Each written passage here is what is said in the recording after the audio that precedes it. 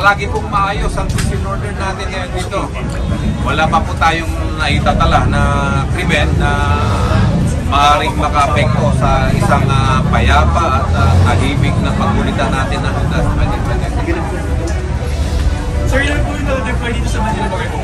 Sa Manila North po ay mayroon po tayong na-deploy na 144 na nakatalaga po sa 6 po na police assistance test natin. Yung 144 po na yun ay hindi pa po kasama yung deployment natin coming from the regional mobile force at saka district mobile force at saka yung mga kasama natin coming from the Coast Guard sa MMDA at saka sa Bureau of Fire Protection.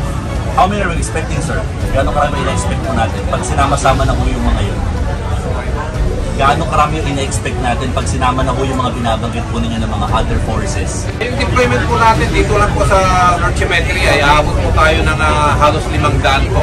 Kasama na po yung mga volunteers natin from the community. Are they expecting kasi millions of people ang pupunta dito sa Saturday, so are they expecting na mapanatili natin yung peace and order natin? Of course, be assured na magkakaroon po tayo ng isang mapayapa at ligtas na pagkulita ng Hondas dito sa North Cemetery. Kasama po sa pagpunta natin dito at pag-inspect ay para i-assess po yung sitwasyon. Kailangan pong mag-adjust po tayo ng ating security preparation. At titignan din po natin kung kailangan po natin magdagdag ng additional na kapulisan po rito. At sa ganun ay makasiguro po tayo na talagang magkakaroon po tayo ng isang naligtas at maayos na Hondas po dito. Sir, meron ang po ba na nagsusupport na mga ng mga pagaling or anything na pinagpapagaling? Sa ngayon po, base po sa report po nila, ay wala po tayong naitatala sa oras po na. And of course, hanggang mamaya po, i-update po namin kayo kung may mga ganong bagay po or mga ganong sitwasyon po na may tatala po ang ito.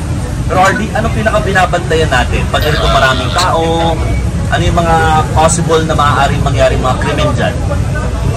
Binabantayan po natin na hindi po natin maialis na pag marami pong tao at siksikan po na ang tao, may mga kababayan po tayong kahit paano nananamantala po talaga. Yun po ang una natin binabantayan. At binabantayan din na rin po natin yung mga kababayan po natin na pupunta dito sa sementeryo para samantalahin yung pagkakataon na dito rin po magka-happy-happy. Kaya may checkpoint na po tayo dito nang sa ganun ay maharang na po natin yung may papasok nilang ng mga yun po, yung mga listago ng mga pinagbabawal na ipasok po sa General, yung may dalang mga bata at saka mga pets. Are you allowing that? May dalang pets? Base po sa ilabas po ng ating city government, yung pagdala po ng bata, inaalaw po, of course, inaalaw. Pero ang pinapayuhan po natin ng mga guardians or mga magulang na bantayan po ang kanilang mga dalang bata. Nang sa ganun ay hindi po sila mawala. Yung pagdadala po ng pets, kagaya ng aso, pusa, ay pinagbabawal po. Kasi po nakaka-disturbo po sa ibang mga kababayan natin na tahimik pong ginugunita ang Hondas. Pero yung pagdadala po ng asawa natin ay hindi po pinagbabawal. Actually po, bukas po ay di ba may Friday, every Friday protest po sila. Kasama po sa preparasyon po natin yung magaganyang pagkilos. At may mga nakalatag po tayong security plan. Kahit na sabay-sabay po magprotesta sila, ang inyong NCRPO ay nakahanda at handang of course i-contain ang mga kilos-kilos. Ilan pong standby support force, ilang personnel sir ang naka-standby? Ang naka-standby po dating personnel ay we have to understand na yung NCRPO ay may 26,000 personnel po. Kasama na po yung mga NUPs. Ang uniform personnel po natin ay mahigit 23,000. So, kasama po lahat yan ay hugutin po natin ng 23,000 na yan para i-deploy po lahat sa kalsada kung kinakailangan. Sir, paulit lang, meron po bang security threat dito ngayon sa cemetery? Sa ngayon po ay wala po tayong nakatanggap na security threat. Pagayon pa man, ang inyong NCRPO ay patuloy na nakikipag-ugnayan sa mga different intelligence unit. At sa ganun ay, of course, hindi po tayo masigitan. Mamaya, iba yung ini-inspect.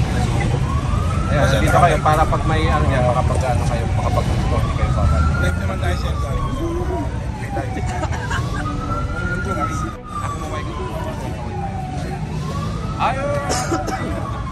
be like like. That's what I mean. Sir, ang ganda ng command center niya. Siyempre, mayaman yung Manila. Saka supportive si Mayor. Yes, sir. Lalo sa